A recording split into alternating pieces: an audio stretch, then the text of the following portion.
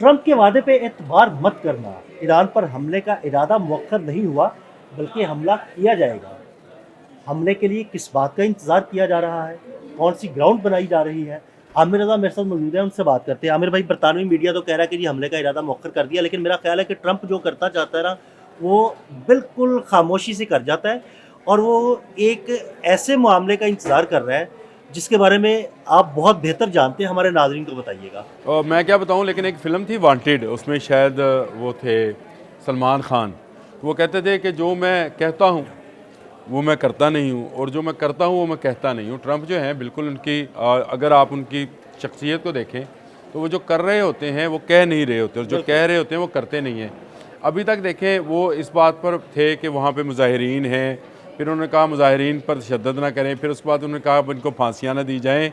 लेकिन आप ज़रा तर्जमान को सुने, अगर जो वाइट हाउस की तर्जमान है कैरोलिन लोलाइट, उन्होंने जो बात कही है, उन्होंने कहा है कि ट्रंप की टेबल पर है कि वो क्या करने जा रहे हैं। उनके चंद इर्द गिर्द के चंद लोगों को शायद इस बात का इल्म हो वो ईरान के बारे में आइंदा आने वाले दिनों में क्या करने जा रहे हैं। इसका पहले से प्रेडिक्ट नहीं किया जा सकता है। आपने बिल्कुल सही कहा, एक बेतबारे शख्स हैं ट्रंप, और ये दुनिया में अमन अमन अमन नोबल इनाम के लिए करते रहे। जैसे ही नोबल इनाम की रेस ख़त्म हुई, इनको नहीं मिला, तो उसके बाद जंग जंग जंग जंग कर रहे हैं, और आजकल इनकी तस्बीह जंग है, और इसी से वो कमाएंगे भी, क्योंकि इनका असला भी बिकेगा।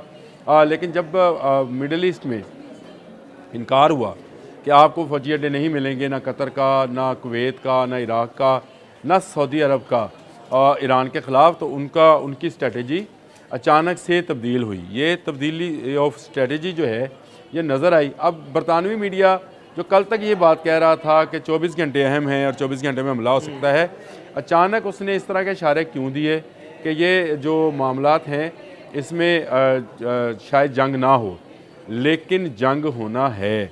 उसकी वजह यह है कि अमेरिका के पास कोई फ़ौजी अड्डा अगर ईरान के ख़िलाफ़ इस्तेमाल नहीं हो सकता है, तो वो अपना एक बड़ा फ़ौजी अड्डा जो है उठाकर ईरान ला रहा है। यानी उसने खलीज फारस में समुद्री फ़ौजी अड्डा जो है वो लेके आ रहा है अब्राहम लिंकन के नाम से। देखें, उसके पास 5वां बहरी बेड़ा ऑलरेडी इस जगह पर मौजूद है।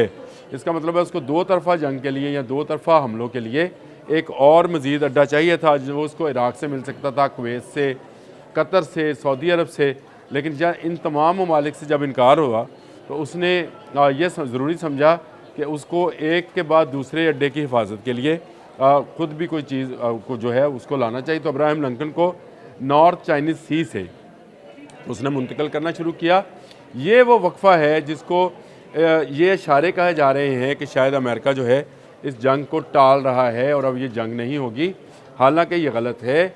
वो इंतज़ार कर रहा है कि अब्राहम लिंकन अपनी जगह पर पहुंच जाए, उसके जो मरीज़ कतर से निकले हैं उनको उस पर इंस्टॉल कर दिया जाए, सिस्टम्स जो हैं उसको इंटीग्रेटेड कर लिया जाए उस कंट्रोल रूम के साथ, जो कि कंट्रोल रूम उसने अल हदीद एयर बेस के अंदर बना लिया है।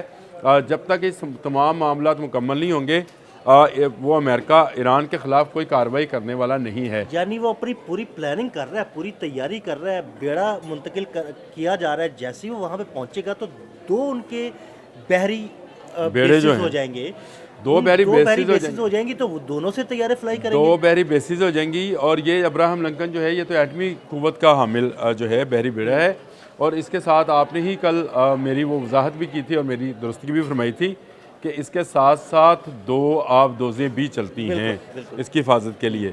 और याद रखिए कि इस बेड़े के ऊपर तो एटमी कोई हथियार मौजूद नहीं है, लेकिन इनकी आबदोज़ें जो हैं वो एटमी मिसाइल रखती हैं। ये एक अहम बात है कि एक के बाद दूसरे एसेट की हिफाजत के लिए अमेरिका जो है वो अपनी लाइनअप, यानी जिस तरह से कहा जाता है कि बसा औक़ात फ़ौजों को पीछे हटाया जाता है ताकि नई सफ़ बंदी की जा सके। मैं लफ्ज़ अब सही जहन में भी आ गया कि नई सफ़ बंदी की ज़रूरत डोनाल्ड ट्रंप ने महसूस की है, और यही सफ़ बंदी है कि अब वो बड़ी जो उसके थे अड्डे, उनसे नहीं बहरी अड्डों से जो है वो हमला करेगा।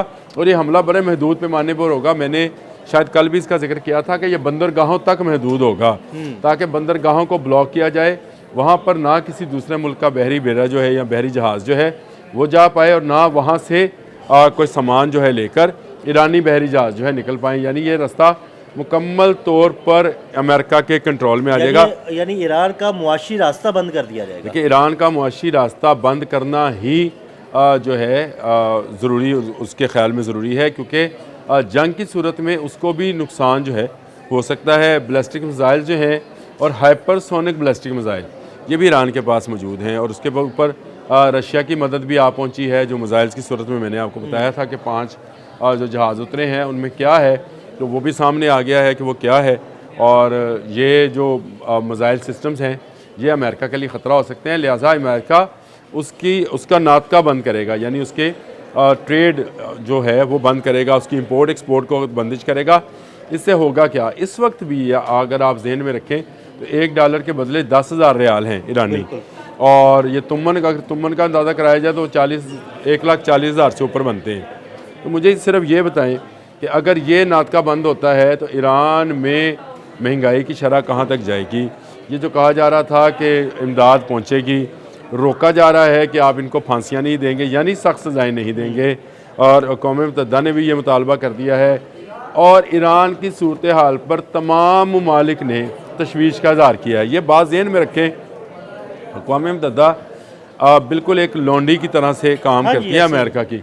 वो कोई ऐसा मामला है नहीं। देखें, अगर ऐसा मामला होता कि जुल्म होते रोकना होता अक़वाम मुत्तहिदा में, तो गज़ा में रोक लेती ना।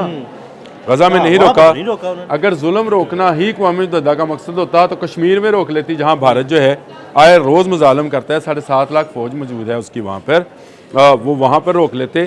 तो लिहाजा अक़वाम मुत्तहिदा जुल्म होता देखने के लिए बनाएगी एक तंजीम है, और अगर ये अमेरिका कर रहा हो तो ये अपना देखती भी नहीं है, आंखें बंद कर लेती है। तो ऐसी तंजीम का मेरा ख्याल है कोई फ़ायदा नहीं है। हाँ, ये है कि कल के इजलास में कुछ गर्म चीज़ें निकल कर आई हैं, वो अलग इसका हिस्सा है, बनता है जी उसका अलग से, कि वहाँ पर किस मुल्क ने क्या कहा, पाकिस्तान की क्या स्ट्रेटजी है, चाइना, रूस और बाकी ममालिक, यूरोपीय ममालिक का क्या कहना है, ये अलग है। लेकिन ये कहना कि अमेरिका रुक गया है, अमेरिका बिल्कुल पेशकदमी कर रहा है। अब्राहम लिंकन को जब से चलाया गया है उसको खलीज फारस में लाया जा रहा है, इसमें हाँ ज़रा डिले हो सकता है 2-1 रोज़ का, क्योंकि अगर उसको तमाम फ़ौजी अड्डे मैसर रहते तो शायद ये 1 रात की बात थी, या इससे ज़्यादा। सिर्फ उसने बंदरगाहों को निशाना बनाना था ताकि वहाँ से ट्रेड ना आ जा सके, बाकी उसने उस मुल्क पर हमला नहीं करना, क्योंकि इससे अमेरिका की सोच जो नज़र आती है कि जो आवाम के अंदर गवर्नमेंट के ख़िलाफ़ एग्रेशन है, वो एग्रेशन जो है वो मुंतकिल हो जाना था अमेरिका की तरफ। तो ये अमेरिका के लिए नुकसान देता। अमेरिका वहाँ पर रजीम चेंज चाहता है, वो ईरानियों को नया सिस्टम या नया हुक्मरान जो है देना चाहता है, मौजूदा सिस्टम, मौजूदा हुक्मरानों को यहाँ से निकालना चाहता है। तो उसके लिए ज़रूरी है कि वो ट्रेड बंद करे। तो इसीलिए 5वें बहरी बेड़े के होने के साथ साथ उसने अब अब्राहम लिंकन को जो है वो ईरान की तरफ भेज दिया, यानी खलीज फारस की तरफ भेज दिया है। तो ये वो मामला है जिसको लेकर दुनिया शायद ये समझ रही है कि अब जंग नहीं होगी। देखिए, डोनाल्ड ट्रंप के दांत दिखाने के और खाने के, ऐसे ही बिल्कुल ऐसे ही बिल्कुल ट्रंप जो है वो जो बात करते हैं उससे बिल्कुल उलट कर रहे होते हैं और सोच रहे होते हैं। उनकी सोच इस वक्त जंग पर मुश्तमिल है। वो वेनेजुएला के बाद ज़्यादा शेर हो गए हैं। उन्होंने एक छोटा शिकार किया है, अब बड़े शिकार की तरफ वो अपने पंजे बढ़ा रहे हैं, और उसके लिए वो तवक्कुफ़ करते हैं। जिस तरह से अगर आपने शिकारी जानवर देखे हों तो वो 2-1 स्टेप पीछे हटकर फिर जंप करते हैं। जिस लगाने के लिए पहले 2 स्टेप पीछे आते हैं, फिर उसके बाद छलांग। तो ये शायद ये उनको मुश्किल में पड़े ईरान, लेकिन इसके बावजूद वो ट्राई ज़रूर करेगा ईरान के मुआशी तौर पर कमज़ोर करने की, ईरान के अंदर से इनकलाब लाने की और ईरान में रजीम चेंज करने की। बहुत शुक्रिया आमिर रज़ा जी। बिल्कुल, आमिर रज़ा ने बड़ी तफसील के साथ इस सारे मामले पर रोशनी डाली। अदील अहमद और आमिर रज़ा को इजाज़त दीजिएगा। अल्लाह हाफ़िज़।